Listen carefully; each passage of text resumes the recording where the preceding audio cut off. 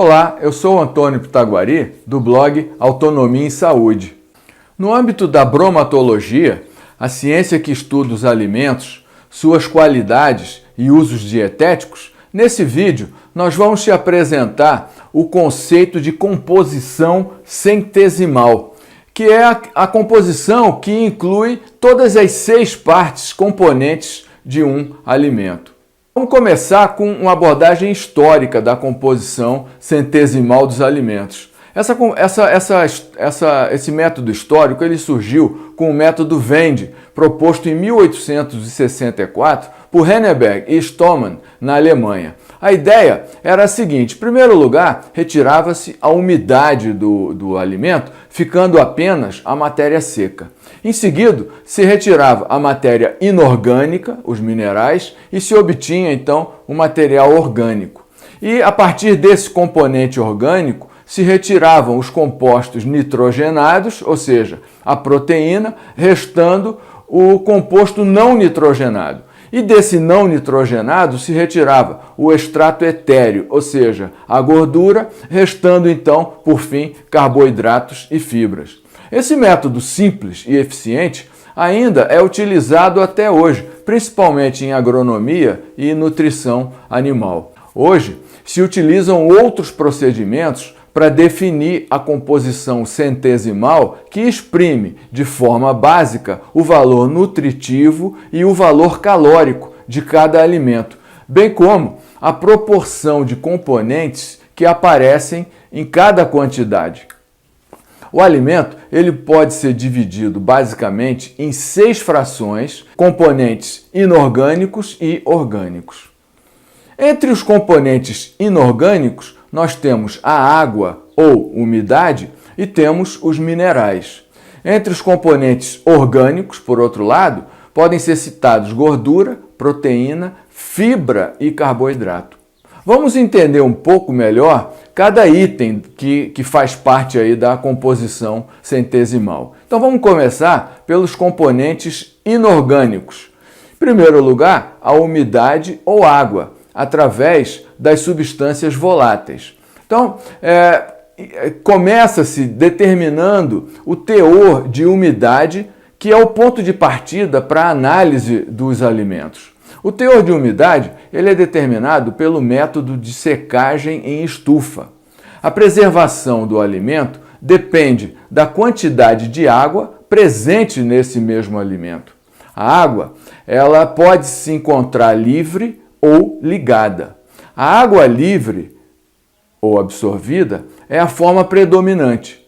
Essa água não se encontra ligada a nenhuma estrutura molecular dentro da célula, mas ela está presente nos espaços intergranulares e poros do alimento. Essa água é que deteriora mais rápido o alimento, ela também é fácil de ser determinada e também de ser eliminada. Já, por outro lado, a água ligada, ela se encontra presa às outras substâncias do alimento, por exemplo, proteínas e carboidratos. Ela é mais difícil de ser eliminada.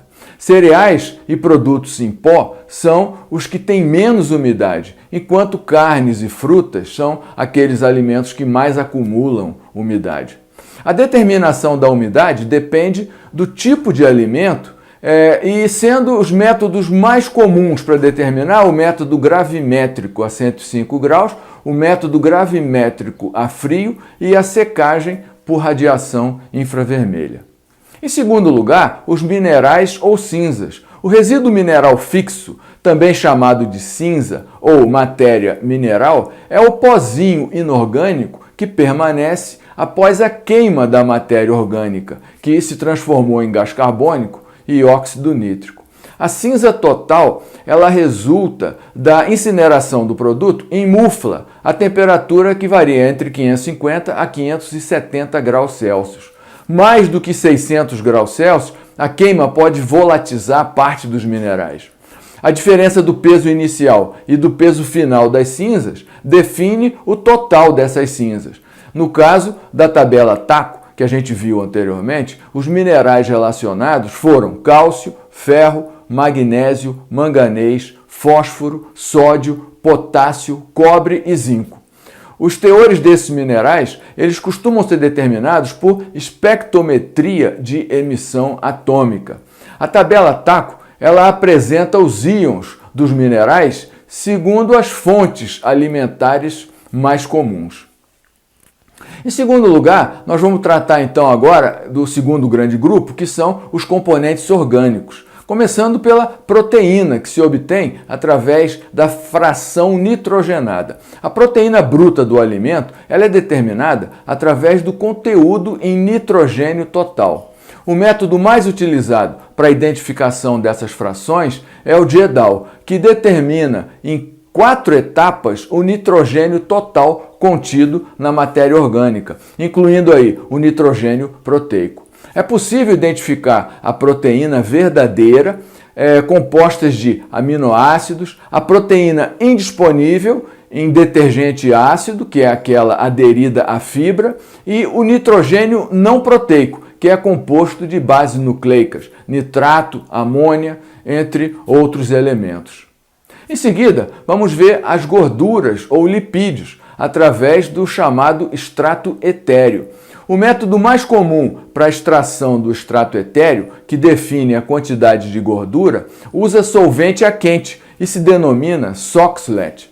Também existem os métodos de extração com solvente a frio ou de extração de gordura ligada a outros componentes.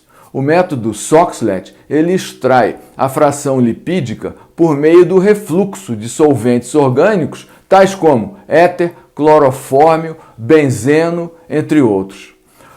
Ele é usado também para amostras sólidas e evita a decomposição da gordura.